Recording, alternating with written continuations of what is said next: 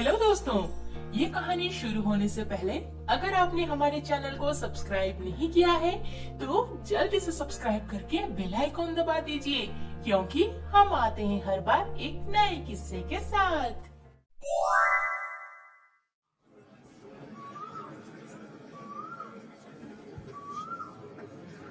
ये वही है ना, निशा, सुजाता की बहू? हाँ, और कौन हो सकती है? विधवा होकर भी देखो जरा इसे, कैसे बेशर्मों की तरह सज धज के रोड पे घूम रही है।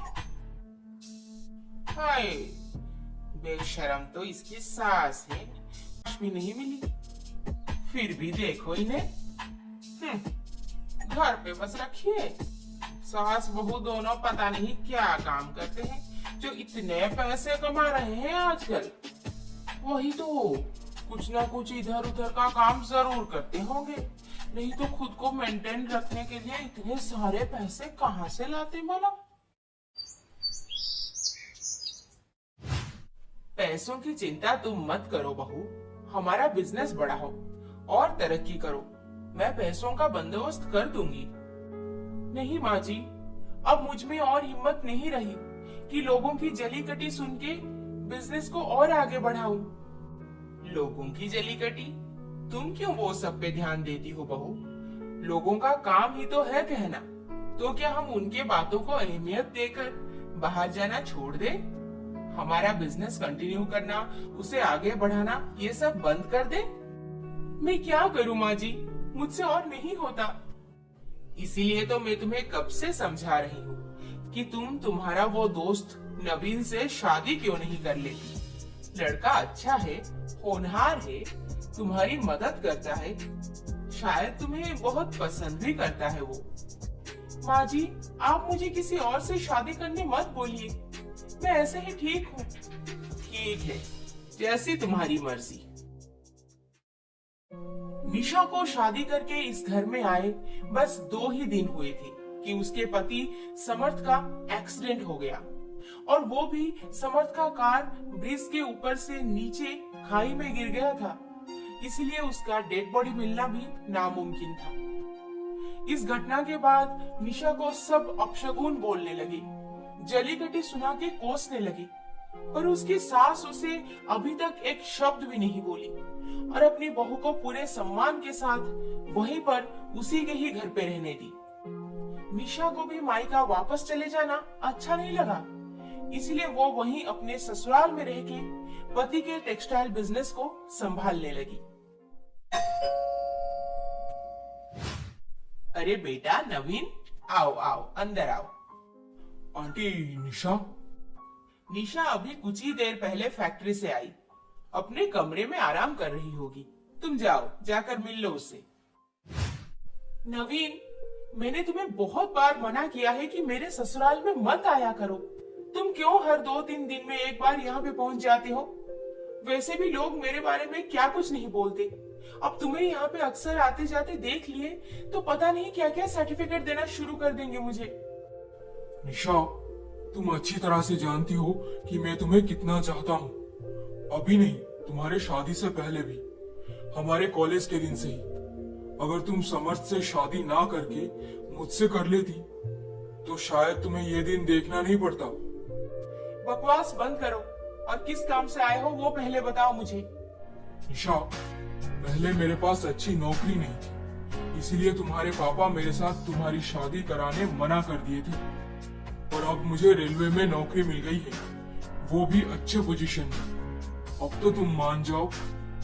नहीं नवीन, प्लीज, कल अगर तुम आईएएस भी बन के आओगे ना, तब भी मेरा आंसर यही रहेगा कि मैं दूसरी शादी नहीं करना चाहती। समर्थ को मैं अपने मन से कभी नहीं निकाल सकती, कभी नहीं। तानिया, अरे बाबा जल्दी करो, हम लेट हो रहे हैं। आई, बस 5 मिनट दे दो। ये लड़कियां भी ना कभी नहीं सुधरेंगी। पिछले 1 घंटे से बोल रही है बस 5 मिनट लगेगा। पापा, मैं तो तैयार हूँ ना, आप मुझे ले चलिए। जब तक हम घूम फिर के वापस आ जाएंगे, लगता है तब तक मम्मा का काम खत्म हो जाएगा। अच्छा, मेरे पीठ पीछे ये बात चल रही है। हो गया तुम्हारा? अब रेडी हो मैडम? चलो जल्दी चलो, हम बहुत लेट हो चुके हैं। तानिया, इतने बड़े बिजनेसमैन के घर में पार्टी, कहीं हम दोनों को वो लोग इग्नोर तो नहीं करेंगे ना? नहीं नहीं समर्थ, आप खामखा ज्यादा सोच रहे हैं। वो लोग बहुत अच्छे हैं। जब उनकी दादी बेडरिडन थी तब मैंने उनका बहुत अच्छे से ख्याल रखा था, इसीलिए तो उनका पूरा परिवार मुझे अपने फैमिली मेंबर की तरह ट्रीट करते हैं। तुम्हारे साथ तो ठीक है, पर मैं... ओहो समर्थ, आप भी ना। जब आप एक्सीडेंट के बाद पूरे 1 साल तक हॉस्पिटल में कोमा में थे, तब उनका पूरा परिवार मेरी कितनी मदद की थी पता है आपको? नहीं तो मेरे पास इतने सारे पैसे कहाँ से आते जो मैं आपका इलाज करवा पाती। है जो भी हो, उसी दिन से मैं उन लोगों को अपना मान चुकी हूँ। तानिया, वो लोग तुम्हारी कितनी मदद किए हैं मैंने वो सब नहीं देखा, पर इतना जरूर पता है मुझे कि तुम नहीं होती तो मुझे एक्सीडेंट के बाद ये दूसरा जन्म कभी नसीब नहीं होता। ऊपर से मुझे अपनी पिछली लाइफ कुछ याद नहीं, कहाँ से हूँ मैं, मेरा परिवार कहाँ है। छोड़ दीजिए अब वो सारी पुरानी बातों को। पुरानी बातें जितना याद करेंगे उतना आपको दुख होगा।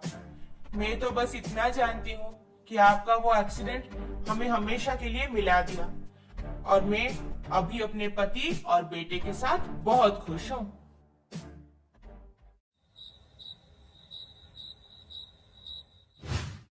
खुश? और मैं?